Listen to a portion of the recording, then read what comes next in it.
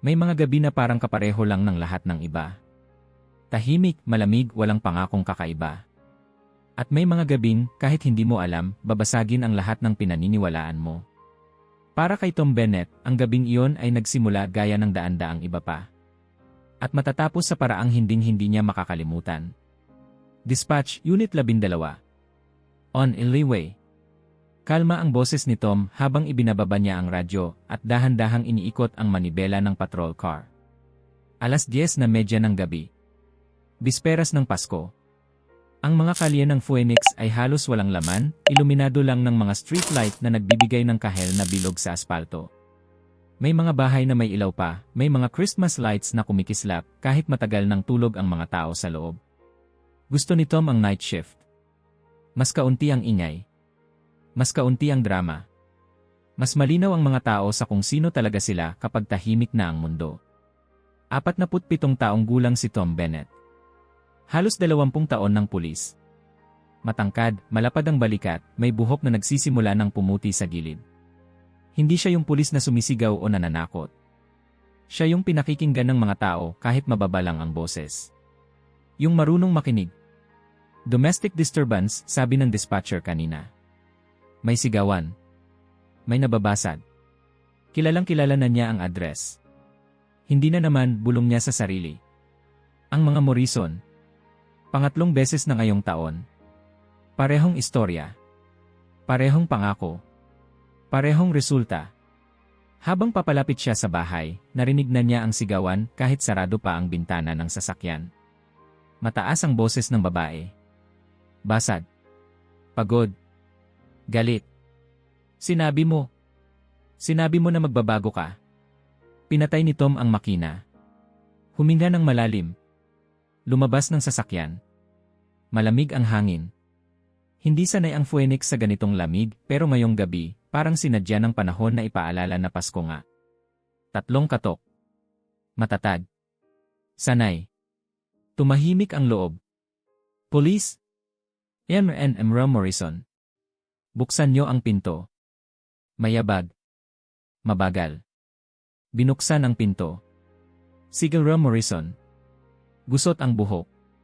May hawak na basahang pangkusina. Hindi na siya nagulat. Officer Bennett, sabi niya, parang wala ng lakas para mahiya. Pasensya na.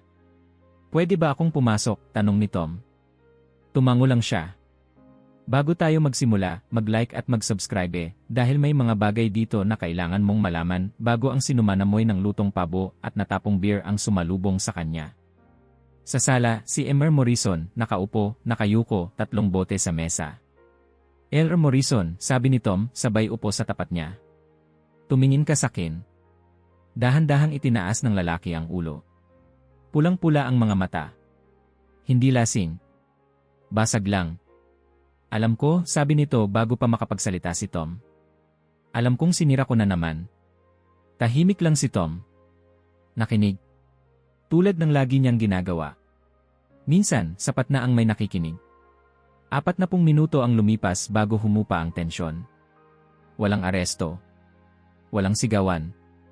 Mga pangakong paulit-ulit nang nasabi. Paglabas ni Tom, sinalubong siya ulit ng lamig. Hinila niya ang jacket niya pababa. At doon niya nakita yon. 3 basurahan sa gilid ng bangketa. Normal. Pasko. Hindi kukunin hanggang makalawa. Pero may isang bagay na hindi normal. May liwanag. Hindi maliwanag. Hindi rin ilaw ng bahay.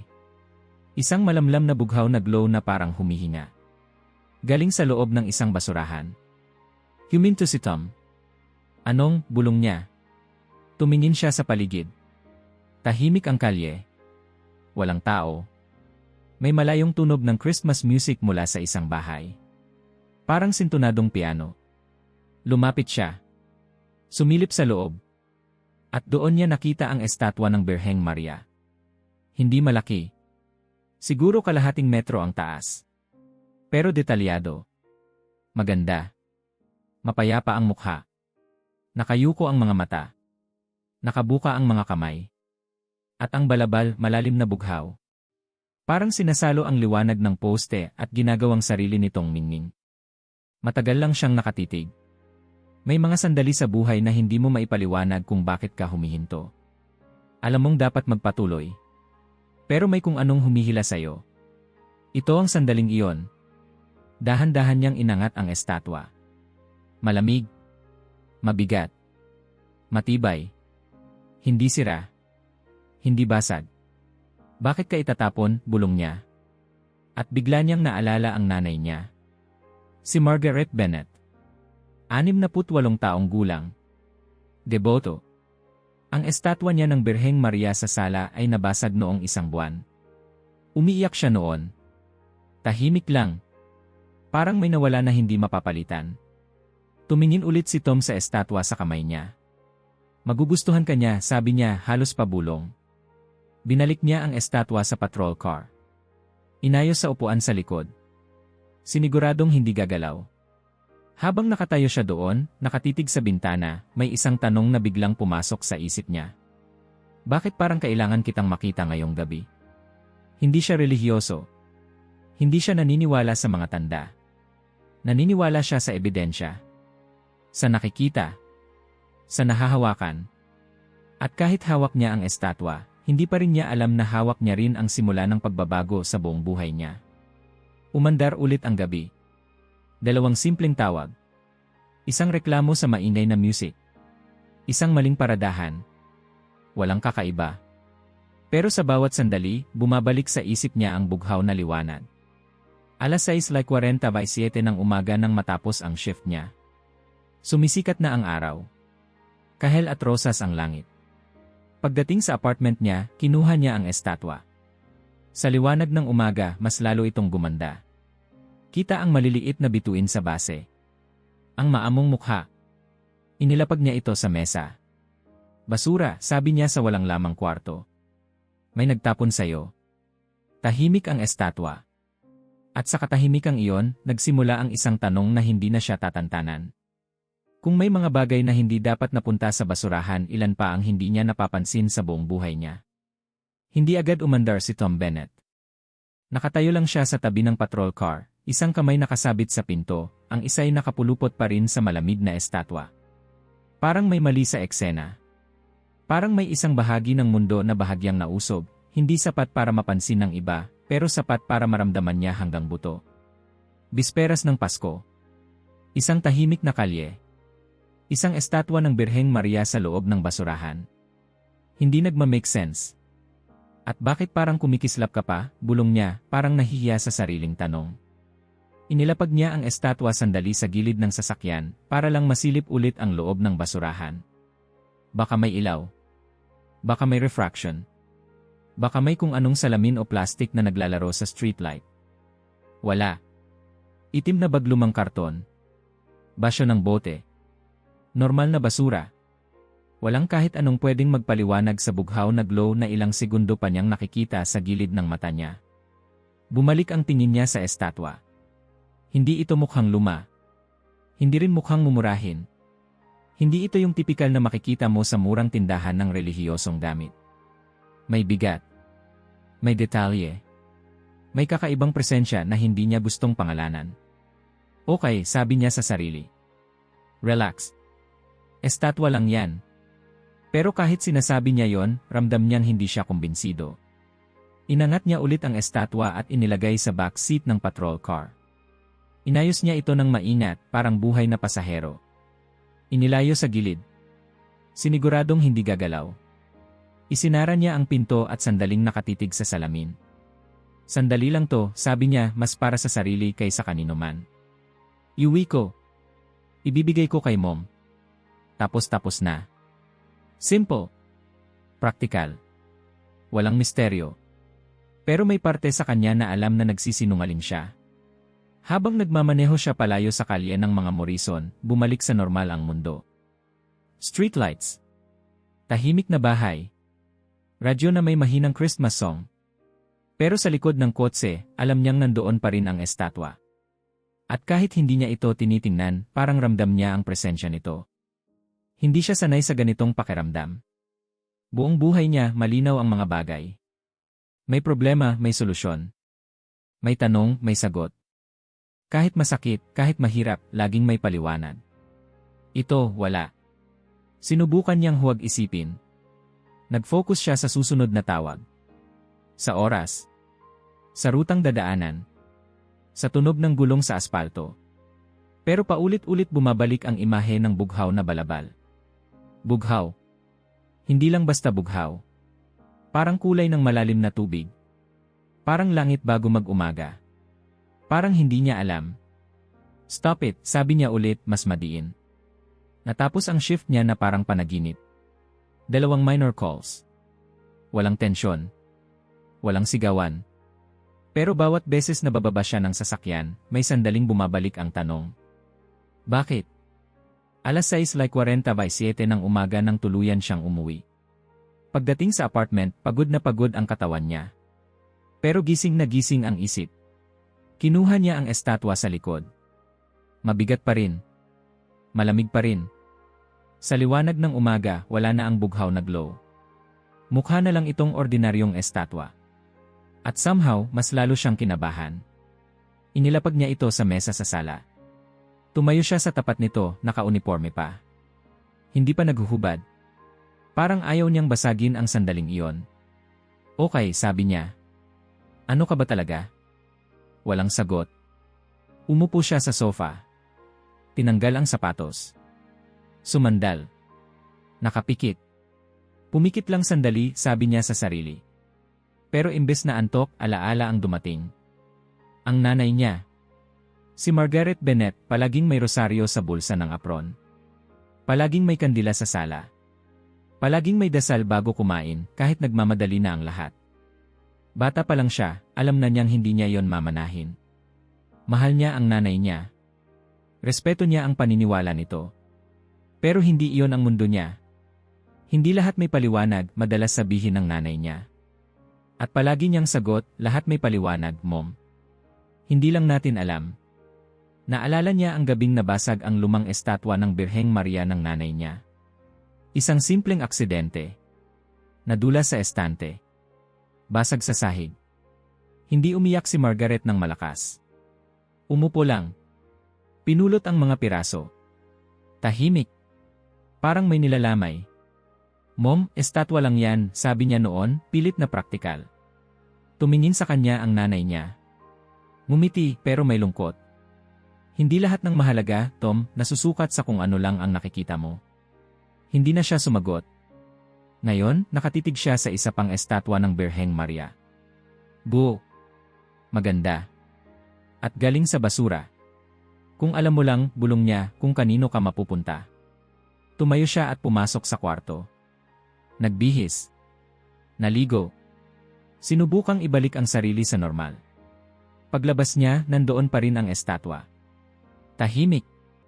Hindi gumagalaw. Nagkape siya. Umupo ulit. At sa kabila ng pagod, hindi siya makatulog. Parang may kulang. Parang may dapat siyang maintindihan bago pumikit. Lumipas ang oras. Bandang alas 11:30, tuluyan siyang napahiga at nakatulog. Mabigat. Walang panaginip. Nagising siya bandang tanghali. Tahimik ang apartment. Araw ng Pasko. Bumangon siya at dumiretso sa sala. Ang unang nakita niya, ang estatwa. Still here, sabi niya. Tumingin siya sa relo. Kailangan na niyang maghanda. Pupunta siya sa bahay ng nanay niya. Nandoon na siguradong ang kuya niya, si James. At si Lisa. Si Lisa. Saglit siyang napatigil. Ayaw niyang isipin si Lisa ng masyadong matagal. Hindi dahil wala siyang pakialam.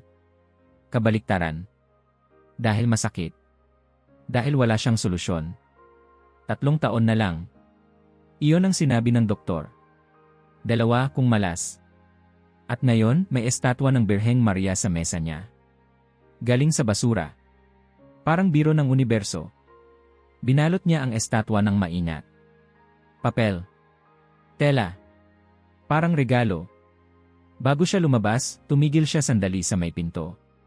Bumalik ang tingin niya sa mesa, ngayon ay bakante na. May kung anong biglang dumaan sa isip niya. Isang tanong na hindi niya inaasahan. Paano kung hindi aksidente na nakita kita? Napailing siya. Umiti ng bahagya.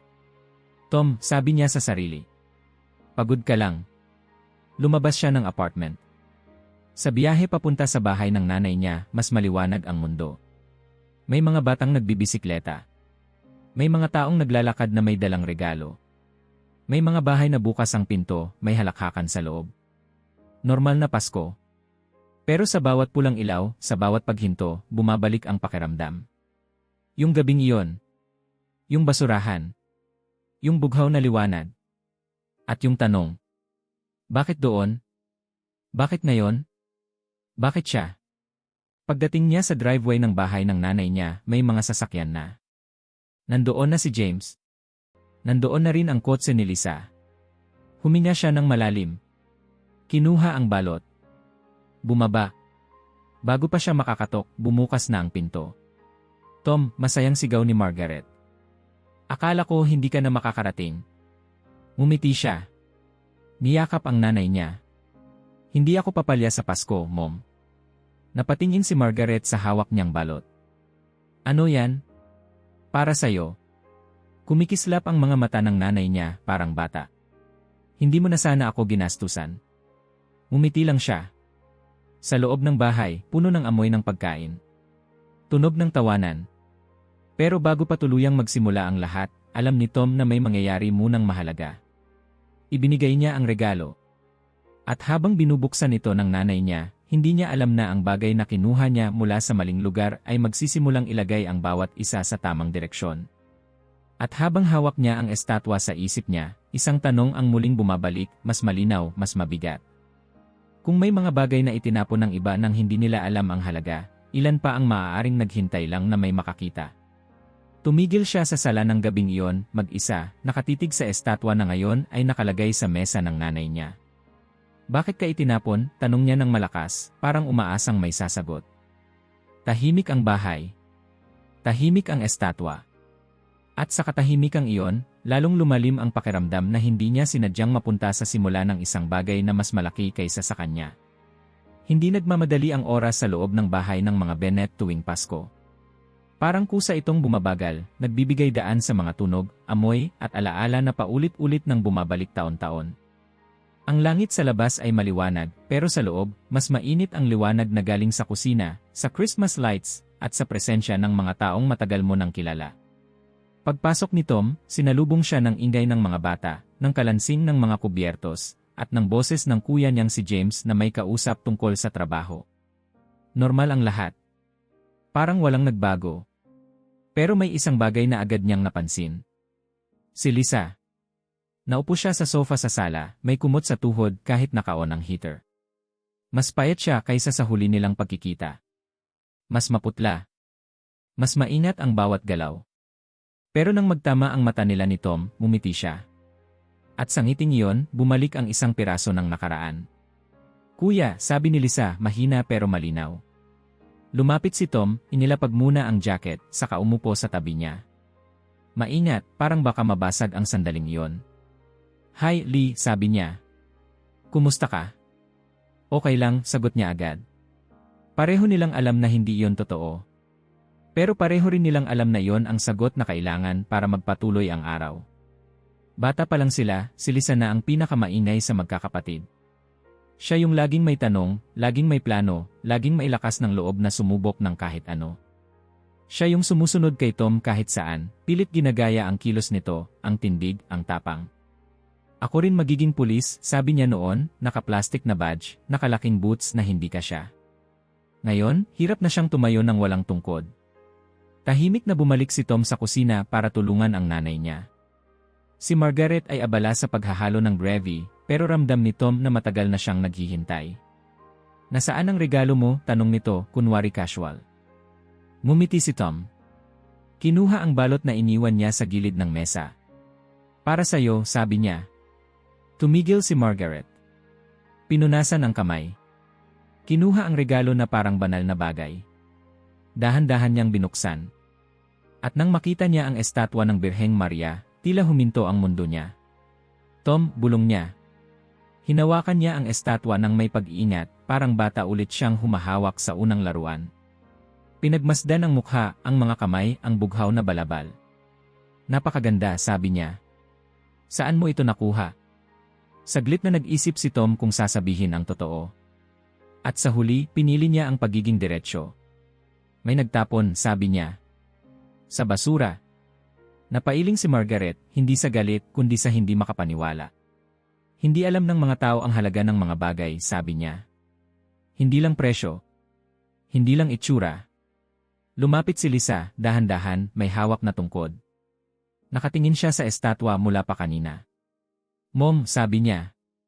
Pwede bang hawakan ko? Tumigil ang lahat. Si Margaret ay tumingin kay Tom. Si Tom ay tumango. Maingat na inilagay ni Margaret ang estatwa sa kandungan ni Lisa. At doon nagbago ang hangin sa silid. Hindi halata. Walang tunog. Walang ilaw. Pero may kung anong bumigat at gumaan ng sabay. Hinaplos ni Lisa ang bughaw na balabal. Mabagal. Maingat. Parang may inaalalang galaw. Pumikit siya. Lisa, tanong ni Margaret, may bahid ng kaba. Hindi agad sumagot si Lisa. Huminga lang siya ng malalim. 1, 2, 3. Parang ang mundo sa paligid niya ay dahan-dahang umatras. Pagmulat niya ng mata, may kakaiba sa itsura niya. Hindi iyon sigla. Hindi rin saya. Kapanatagan. Pwede bang sakin muna siya? Tanong ni Lisa, halos pabulong. Ngumiti si Margaret. Naman, anak. Tumango si Tom, kahit hindi niya alam kung bakit kumirot ang dibdib niya. Buong tanghalian, hindi iniwan ni Lisa ang estatwa. Minsan, hinahaplos niya ito. Minsan, tinititigan lang. Parang may kinakausap na hindi naririnig ng iba. Kuya, sabi niya nang minsang mapag-isa sila. May naramdaman ako. Ano? Tanong ni Tom, handang magbiro kung kailangan. Init, sabi niya. Parang may umakap. Gusto ni Tom tumawa. Gusto niyang sabihin na normal lang iyon. Comfort. Imagination. Pero hindi niya nagawa. Kung ano man yan, sabi niya, kung nakakatulong sa'yo okay yon. Ngumiti si Lisa. Nang gabing iyon, bago umalis si Tom, niyakap niya ang kapatid niya ng mas matagal kaysa dati. Hindi niya alam na sa sandaling iyon, may nagsimula ng gumalaw sa ilalim ng katahimikan. Isang pagbabago na wala pang pangalan. At walang sinuman sa kanila ang handa sa susunod na mangyayari. May mga pagbabago na halos hindi mo napapansin sa una. Hindi dahil maliit sila, kundi dahil ayaw mong umasa. Mas madaling ipikit ang mata kaysa tanggapin ang posibilidad na masaktan ka ulit.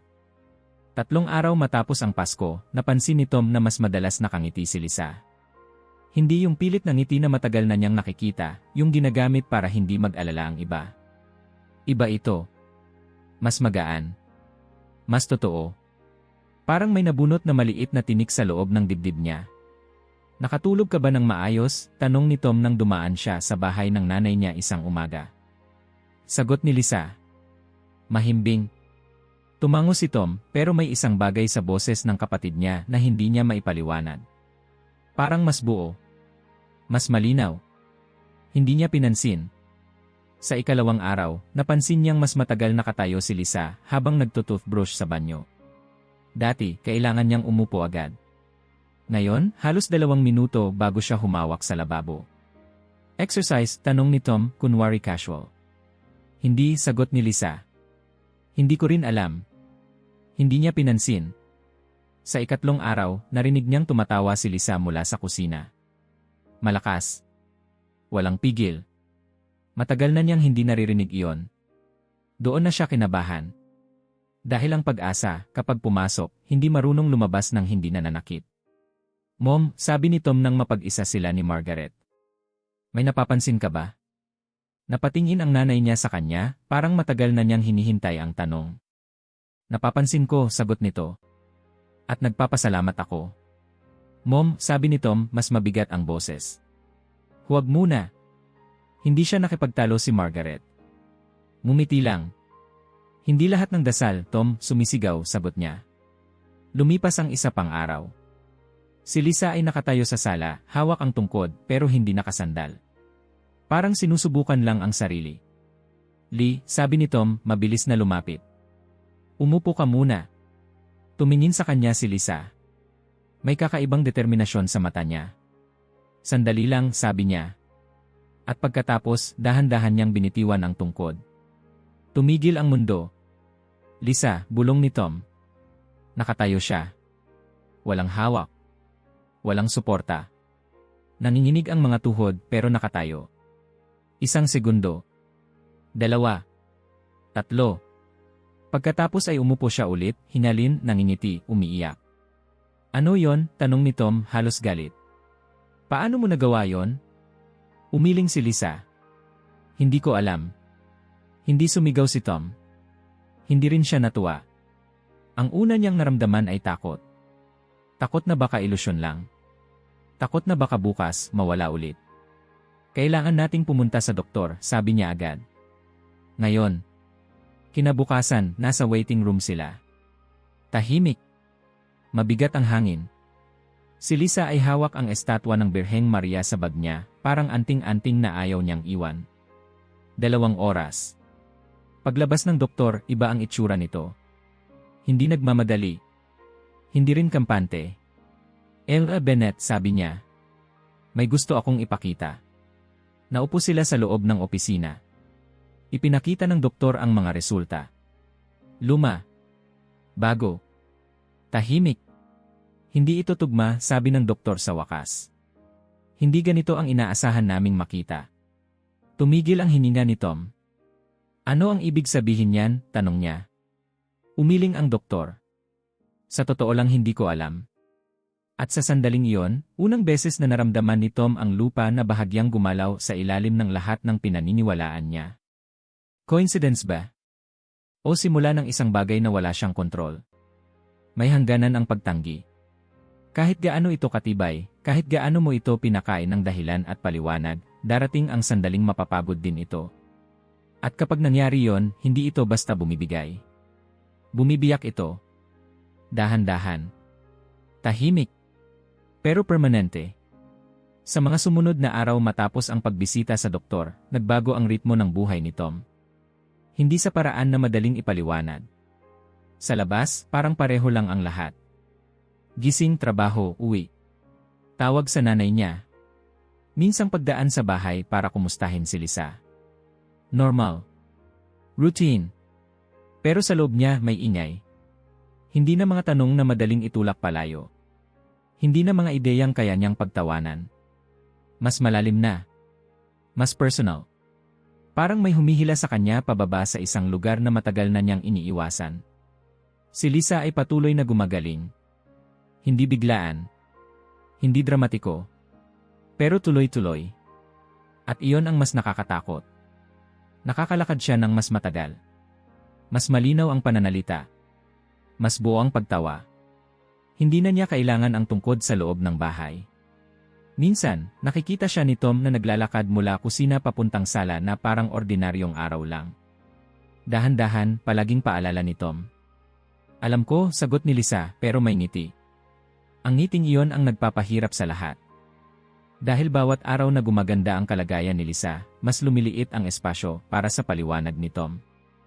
Placebo. Hindi sapat. Maling diagnosis. Hindi tugma sa lahat ng datos. Stress reduction. Hindi ganito kabilis. At higit sa lahat, may isang detalye na pilit niyang iniiwasan isipin. Ang estatwa. Nandoon ito palagi. Sa mesa sa sala. Sa lugar na tinatamaan ng liwanag tuwing hapon. Tahimik.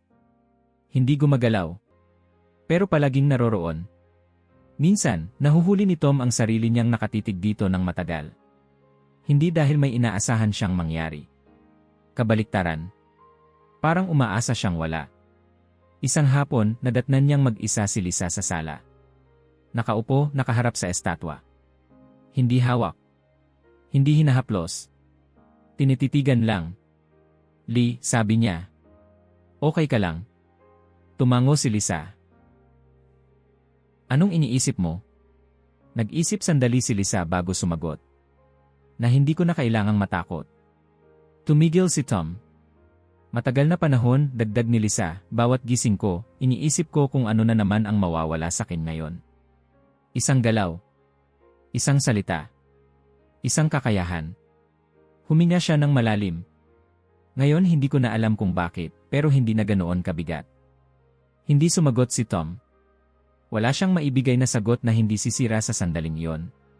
Kinagabihan, umuwi siya sa apartment niya na may kakaibang pakiramdam. Tahimik ang lugar. Walang radyo. Walang tanging tunog ng sariling paghinga. Inilapag niya ang mga susi. Umupo. At doon niya naramdaman ang pagod na hindi galing sa katawan. Pagod na kakaisip. Kakapigil. Kakakapit sa lohika na parang ito na lang ang natitirang sandalan. Tumayo siya at lumapit sa estatwa. Matagal na niyang hindi ito nahahawakan. Ang dami mo ng ginulo, sabi niya ng mahina, parang kausap ang isang tao. At wala ka man lang paliwanag. Inabot niya ang bughaw na balabal. Noong una, wala. Pagkatapos amoy. Banayad. Halos hindi mapansin. Pero malinaw. Rosas. Napaatras siya agad. Huwag, sabi niya. Hindi totoo. Huminga siya ng mabilis. Tumingin sa paligid. Walang bulaklak. Walang pabango. Walang kahit ano. Bumalik ang amoy.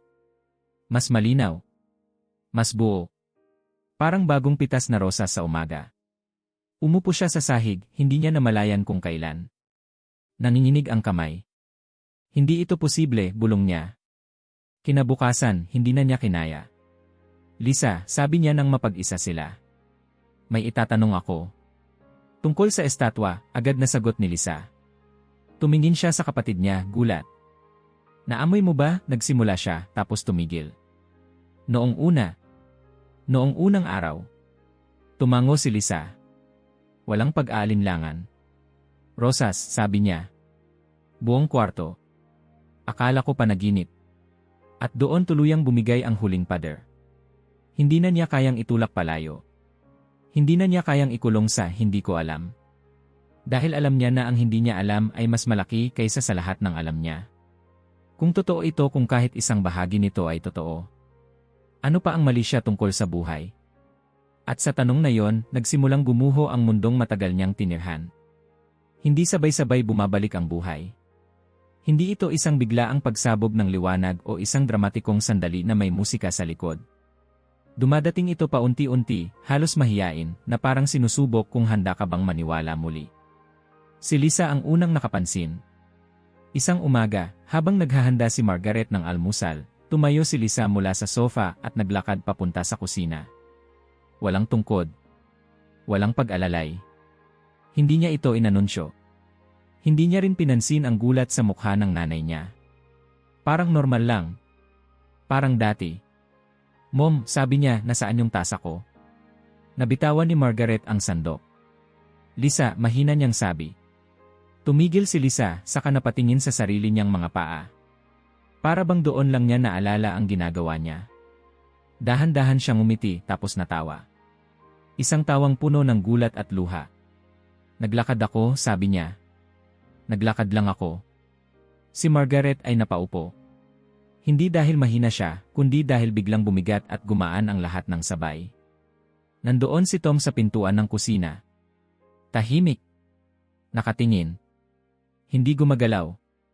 May bahagi sa kanya na gustong tumakbo, yakapin ang kapatid, sumigaw sa tuwa. Pero may mas malakas na bahagi na pumipigil. Huwag muna. Huwag ka munang maniwala. Huwag ka munang masaktan. Pero araw-araw, mas pinapahirap ng realidad ang depensa niyang iyon. Si Lisa ay nagsimulang tumulong sa kusina. Sa una, simpleng paghuhugas lang ng pinggan. Pagkatapos, paghihiwa ng gulay. Minsan, nagluto siya ng itlog. At walang nangyaring masama.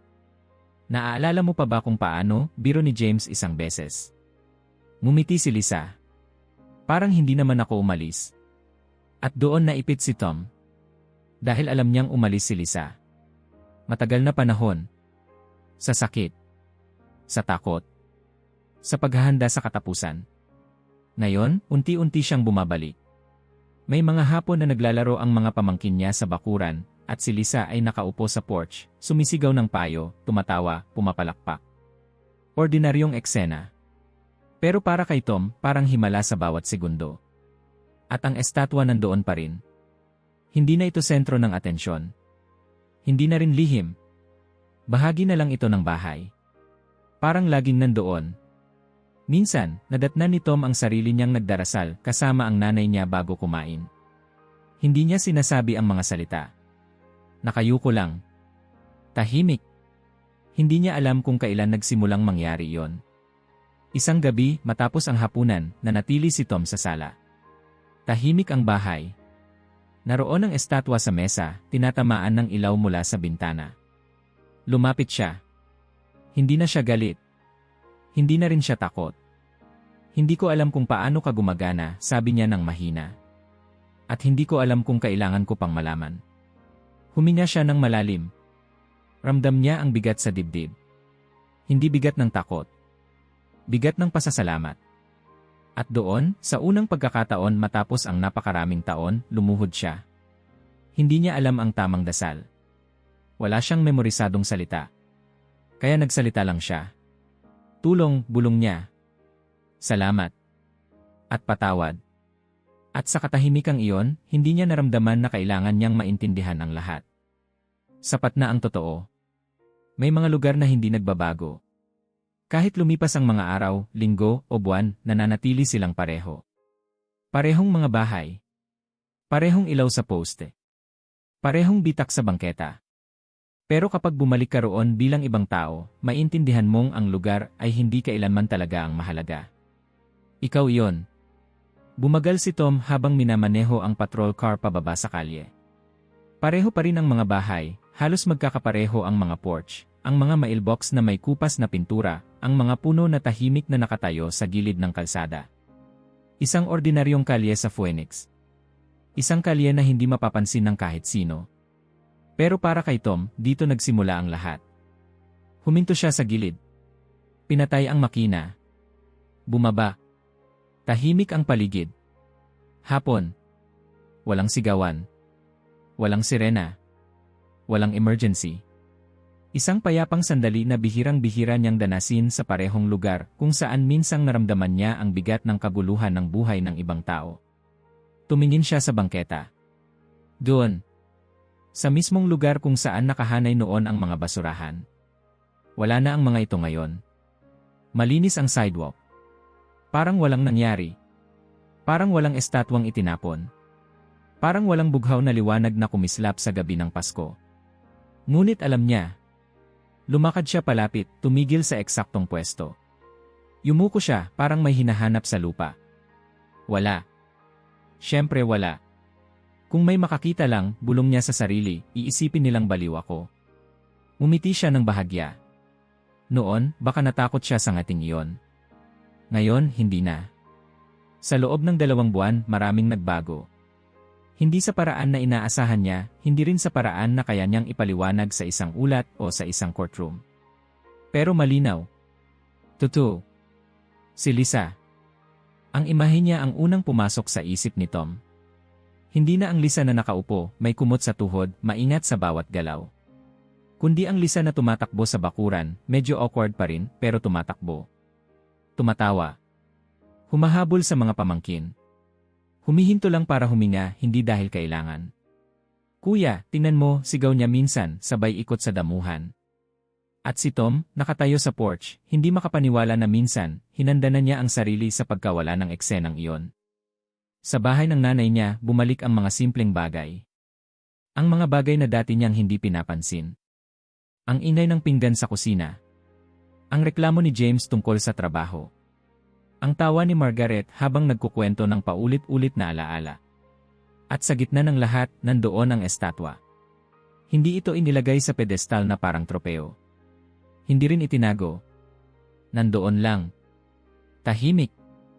Isang paalala na hindi kailangang sumigaw ang mga bagay para maging mahalaga. Minsan, tinanong ni James si Tom habang nagkakape sila sa porch.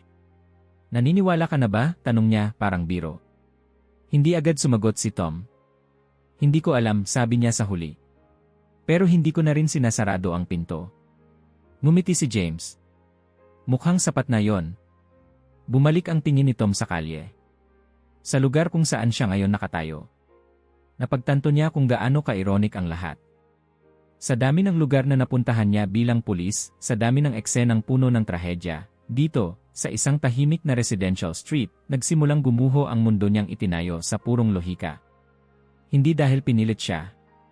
Hindi dahil may nagsabi sa kanya ng dapat paniwalaan. Kundi dahil binuksan niya ang sarili. Hindi pala ito tungkol sa kasiguruhan, sabi niya sa sarili. Kundi sa pagiging bukas. Sumakay siya ulit sa sasakyan. Hindi nagmamadali. Hindi rin nagtatagal. Parang sapat na ang sandaling iyon. Habang umaandar siya palayo, dumaan siya sa bahay ng mga Morrison. Nakailaw ang sala. Sa bintana, nakita niya ang mag-asawa na magkatabing nakaupo sa mesa. Walang sigawan. Walang bote. Tahimik na usapan. Hindi niya alam kung anong nagbago sa kanila. At sa totoo lang, hindi na mahalaga. May mga pagbabago na hindi mo kailangang maintindihan para pahalagahan. Pagdating ng linggo, nagtipon ulit ang pamilya Bennett. Hindi pista. Hindi selebrasyon. Tanghalian lang. Lemonade. Araw. Karaniwang araw na minsan ay ipinagdasal nilang maranasan ulit. Tumakbo si Lisa palabas ng bahay nang dumating si Tom. Kuya, sigaw niya sabay yakap. Natigilan si Tom sa kanatawa. Hinigpitan ang yakap. Dahan-dahan, sabi niya. Okay lang ako, sagot ni Lisa, may kumpiyansa. Sa loob ng bahay, dumiretso si Tom sa sala. Nandoon ang estatwa sa parehong pwesto. Tinamaan ng liwanag ng hapon. Kumislap ang bughaw na balabal, marahan, parang humihinga. Hinaplos niya ito.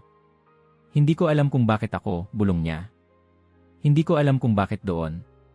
Hindi ko alam kung bakit ngayon. Tahimik ang silid. At siguro, dagdag niya, hindi ko na kailangang malaman. Sa labas, narinig niya ang tawa ni Lisa. Malakas. Totoo. Buhay.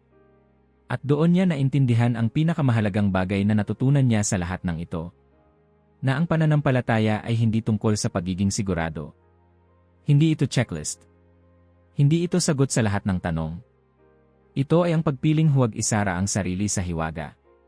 At kung nangyari ito sa kanya, isang lalaking buong buhay ay naniwala lang sa nakikita at napapatunayan, sino pa ang maaaring maabot ng ganitong uri ng pagbabago? Ang tanong ay hindi kung totoo ang mga himala. Ang tanong ay, handa ka bang makakita? May mga wakas na hindi talaga wakas. May mga kwento na, kahit tapos na sa papel, patuloy na humihinga sa buhay ng mga taong nakaranas nito. Para kay Tom Bennett, ito ang uri ng wakas na hindi nagsasara ng pinto, kundi nag-iwan ito na bahagyang nakabukas. Normal ang mga resulta. Paulit-ulit iyon sa isip niya habang nakaupo sila sa loob ng opisina ni A.A. Anderson. Tahimik ang silid, tanging ugong ng air conditioner ang maririnig. Si Lisa ay nakaupo sa tabi niya, diretso ang likod, malinaw ang mga mata, may kulay ang pisngi. Hindi na ang babaeng unti-unting nilalamon ng sakit. Normal, ulit ng doktor, parang sinusubukan ding paniwalaan ang sarili niyang sinasabi. As if the disease had never progressed. Tumikim si Tom. Ibig sabihin. Huminga ng malalim si A.A. Anderson. Ibig sabihin, kung hindi ko nakita ang mga lumang resulta, iisipin kong wala siyang naging bilya. Napapikit si Margaret. Hinawakan ang kamay ni Lisa. Tuloy pa rin ang monitoring, dagdag ng doktor, profesional pa rin. Hindi ako magsasabi ng salitang cured. Saglit siyang tumigil. Pero aminin ko wala akong paliwanag. Walang nagsalita. Hindi dahil wala silang gustong sabihin, kundi dahil sapat na ang sandaling iyon. Paglabas nila ng ospital, maliwanag ang araw. Karaniwang araw. May mga taong naglalakad, may nagmamadali, may walang pakialam. Tuloy ang mundo. Pero para sa kanila, parang may bagong simula. Gutom ako, biglang sabi ni Lisa, nakangiti. Tumawa si Tom, para ngayon lang ulit. Isang tawang walang bigat. Yan ang pinakamagandang diagnosis, sagot niya. Sa mga sumunod na linggo, bumalik ang buhay sa mga paraang matagal na nilang hindi inaasahan. Si Lisa ay nag-enroll ulit sa isang simpleng class. Si Margaret ay nagbalik sa hardin niya, nagtatanim na parang walang kinakatakutan. Si James ay tumigil sa pagbabantay na parang may oras na lang ang lahat. At si Tom ay natutong manahimik. Hindi na niya kailangang ipaliwanag ang lahat. Hindi na niya kailangang pangalanan ang bawat bagay. May mga sandali na sapat ng maramdaman. Isang gabi, mag-isa siya sa sala ng nanay niya. Tahimik ang bahay. Ang estatwa ng Birheng Maria ay nandoon pa rin sa parehong lugar, tinatamaan ng ilaw. Lumapit siya. Hindi bilang pulis. Hindi bilang lalaking naghahanap ng sagot. Bilang tao. Hindi ko pa rin alam, sabi niya ng mahina. At ayos lang pala yon. Hindi na siya lumuhod ngayon. Hindi dahil hindi na niya kailangan, kundi dahil dala na niya ang sandaling iyon kahit saan. Sa labas, narinig niya ang tawanan ni Lisa sa telepono. Nagpaplano. Nag-iisip ng hinaharap. At doon niya tuluyang tinanggap ang isang bagay na matagal niyang tinanggihan, na ang mundo ay mas malaki kaysa sa lohika, mas malalim kaysa sa ebidensya, at mas mapagbigay kaysa sa inaakala niya. Bago siya umalis, huminto siya sa may pinto. Lumingon sa estatwa. Salamat, sabi niya. Hindi bilang tanong. Hindi bilang hiling. Bilang pagkilala. Habang nagmamaneho siya pauwi, naisip niya kung ilang kwento pa ang tulad nito ang hindi niya alam. Ilang tao ang tahimik na nabago ang buhay. Ilang himala ang patuloy na nangyayari ng walang kamera, walang palakpak, walang paliwanag. At marahil iyon ang punto. Hindi lahat ng himala ay kailangang patunayan. Ang iba, kailangan lang ipasa. Kung umabot ka rito, kung nakinig ka, kung may kahit kaunting bahagi ng kwentong ito ang umantig sa iyo, huwag mo itong itago sa sarili mo. Ibahagi mo. Sabihin mo. Iwan mong bukas ang pinto. Dahil maaaring may isang tao roon na naghihintay lang makakita. Kung naabot mo na ito, mag-iwan ng like at mag-subscribe dahil ang mga balitang tulad nito, ikaw ay dapat. Ang unang nakaalam.